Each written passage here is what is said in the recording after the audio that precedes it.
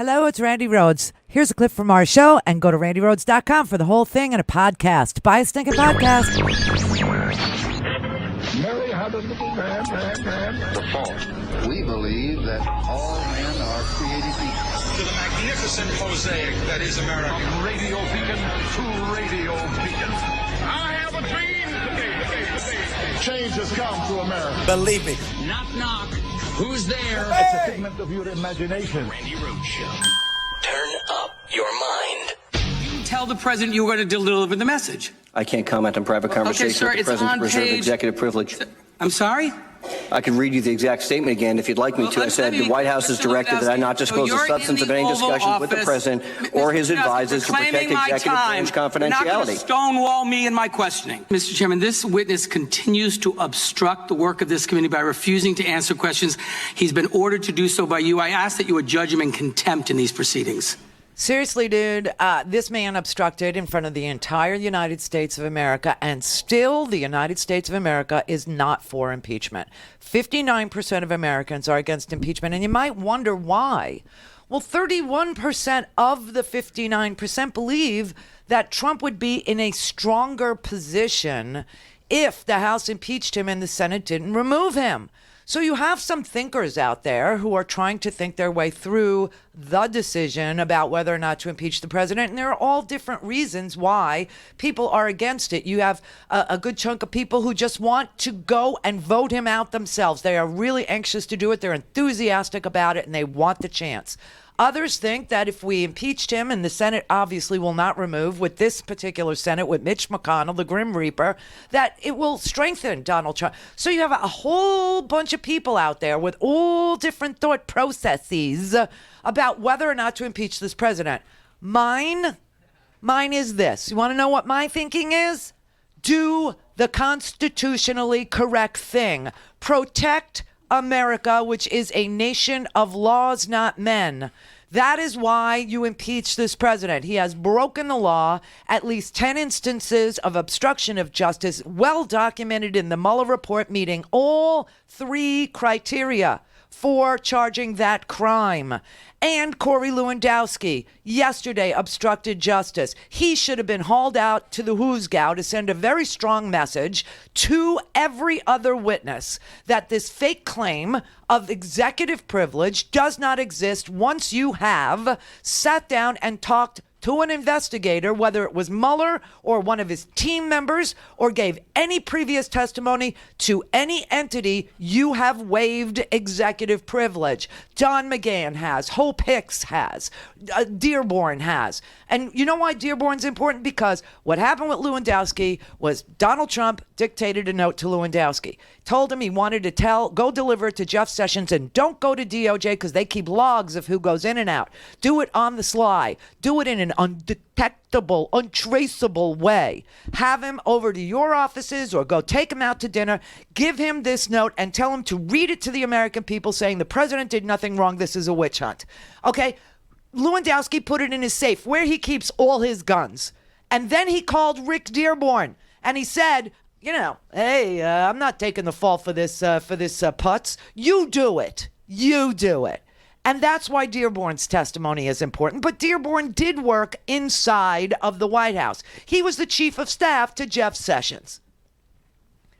Doesn't mean he has executive privilege. He talked to investigators waiving that privilege. Same with Don McGahn, whose name is in the Mueller report hundreds of times. He waived executive privilege. This is all fake. This is all phony. But Nancy is looking at your answers to pollsters about whether or not you support impeachment of this president. 59% of America says they don't for various reasons. That's why this goes on. However, if you'd like to know whether or not Corey Lewandowski ever admitted to committing felonies yesterday, yes, he did. And what's interesting is the media is playing a very short clip of Corey Lewandowski answering questions from a Georgia congressman. Well, there was much more to it. For some strange reason, Karen Bass was able to question Corey Lewandowski without incident.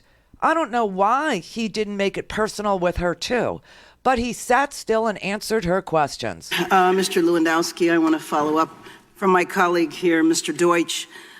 It's clear that the president was desperate for you to deliver the message to Sessions. Everyone else had said no, and he went to great lengths to make sure that you'd be effective in delivering it. After the president dictated the message, he told you to tell the Attorney General that he would be the most popular guy in the country if he delivered that message to limit the investigation to the future. Is that correct? Could you reference me to that in the report, please? Yes, it's in volume 2, page 92. So is that correct? I'd like to reference Okay, well, that. while you're looking, I'm going to move on. So the president is telling you how to convince Sessions to do it. It's page 92, first paragraph. To tell Sessions that he'd be the most popular guy in the country if he did what the president ordered. And the president picked you for a reason, because he knew that you had the traits of an enforcer and described yourself as his, quote, loyal soldier. This was no exception. Did you find it now? I have it here, Congresswoman. 92. Okay, so the Attorney General, that he would be the most popular guy in the country if he delivered that message. Do you see that on page 92? I do. So is that correct? I believe it's accurate. And you told the president that you understood what he wanted Sessions to do. Is that what you told the special counsel? Same page. And you did understand what the president wanted. He knew not to create a trail. So, looking at the slide, Lewandowski wanted to pass the message to Sessions in person rather than on the phone. Where is that? After you left the Oval Office, you didn't schedule an official meeting with Sessions. Instead, you called the Attorney General at home, correct?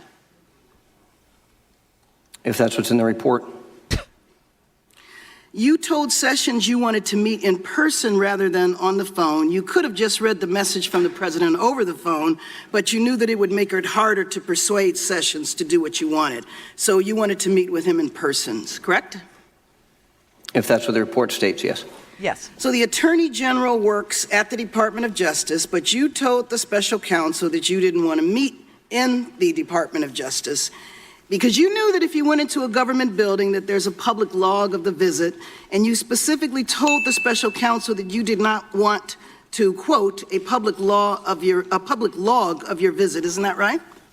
That's accurate. Oh. So why is that? Why didn't you want to leave a paper trail for your visit? Well, Jeff and I are friends socially, and I want to have the opportunity to have a meal with Jeff and relay the conversation which the president asked me to ask Jeff to consider giving. There you have it. So if that was the case, then why was there a problem with you having to do it in secret, essentially? I mean, it was a very important message you were delivering from the president, and it was a message that could certainly be viewed as completely inappropriate, considering that you were not even an employee of the White House. You're a private citizen. You're delivering a message to the Attorney General to limit the investigation. So if you didn't think you were doing anything wrong, then why would it matter that there was a public log? I want to have the opportunity to speak with Jeff in a more relaxed atmosphere and have a meal with him to have the conversation. Well, you said that another reason for not meeting at the DOJ was because you, quote, did not want Sessions to have an advantage over you by meeting on Sessions' turf. Is that right? That's right. I want to have a private conversation in a more relaxed atmosphere. So, again, if this was an appropriate message to deliver, and if it was just about that, why would it matter whose turf it was on? Why couldn't you go to his office? You're his friend. Why couldn't you go to his office and meet with him there?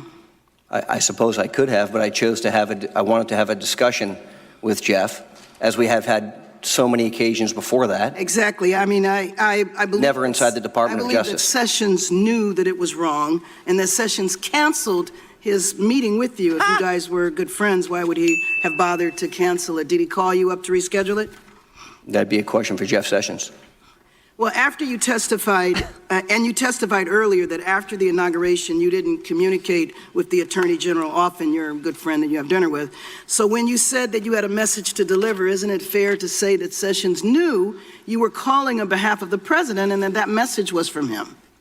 I have no idea what was in Jeff Sessions' mind. To be clear, the Attorney General knew it was a message from the president, and he still refused to meet with you. Mr. Lewandowski, it's clear to me that Sessions knew what we all know sitting here today, that what you were doing was wrong, He wanted nothing to do with your secret messages because he knew it was entirely improper for a private citizen to go behind the backs of the White House counsel and secretly meet with him somewhere without any record of your meeting on your turf to try to persuade the Attorney General to protect the president from investigation into his own misconduct. Well, you know, you can't protect him anymore.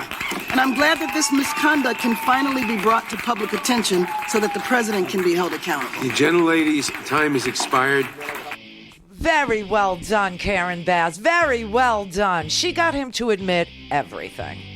So, while Corey Lewandowski thought he was being smug and contemptuous and snide and nasty and diminishing and calling people names and threatening Swalwell, I got a closet full of guns, Karen Bass systematically and for some strange reason was very able to get Corey Lewandowski to admit that he attempted to obstruct justice at the behest of the president. And you know what makes this real, Frank? Pentangeli like real Godfathery? The White House counsel is sitting behind Corey Lewandowski. Why would that have happened?